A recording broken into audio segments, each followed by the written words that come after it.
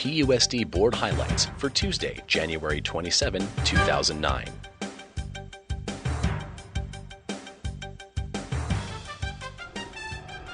Superintendent's Report.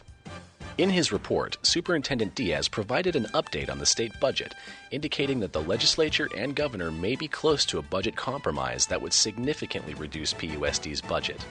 The superintendent announced that next week, PUSD will host Superintendent Jack O'Connell and superintendents from around the region for a town hall meeting to discuss the impact of education budget cuts statewide.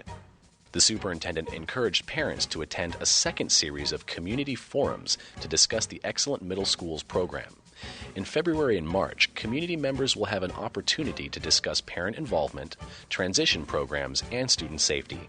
The meetings are part of the ongoing implementation of reforms approved by the Board of Education last year to boost achievement for all PUSD 6th, 7th, and 8th graders. Superintendent Diaz reported that a group of board members from the Pasadena Community Foundation visited John Muir to assess the progress of the reinvention. The group complimented Muir on the classroom observations, teacher interviews, and program briefings they received.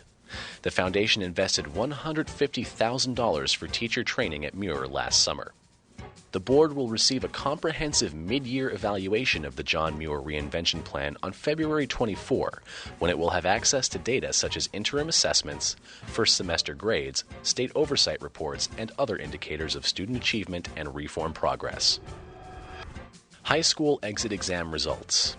Executive Director of Accountability, Alternative, and Career Technical Education Mike Seaton presented a report on the latest results of the California High School Exit Exam. All California students must pass the KC, as it's known, in order to receive a high school diploma. 74% of juniors and 84% of seniors passed the test in November 2008, a 4% increase over 2007. Rose City and Muir High Schools showed the greatest gains, while PHS demonstrated the highest passing rate at 92%. The report showed improvement among all demographic groups. Going forward, the district will focus attention on intervention programs to support improvement for English learners and special education students. Alternative education. The Board of Education also heard a report on the status of alternative education programs in PUSD.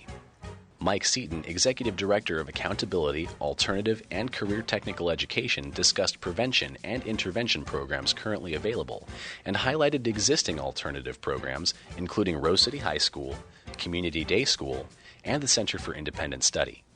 Mr. Seaton and Rose City Principal Irene Quinones recommended a plan to restructure the education options available to PUSD students, reform the current procedures for placing students in alternative education programs, and increase the graduation rate.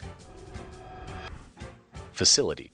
Board approved the selection of a local architectural firm to design a new middle school campus at Blair High School. The new facilities will include a 26-classroom complex including 4 science laboratories, 2 art and multi-purpose classrooms, and a quad.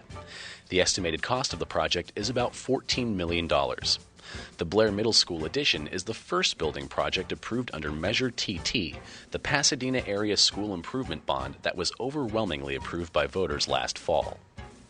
The board also approved the selection of an architect to design artificial surface fields and tracks at Pasadena High School and John Muir High School.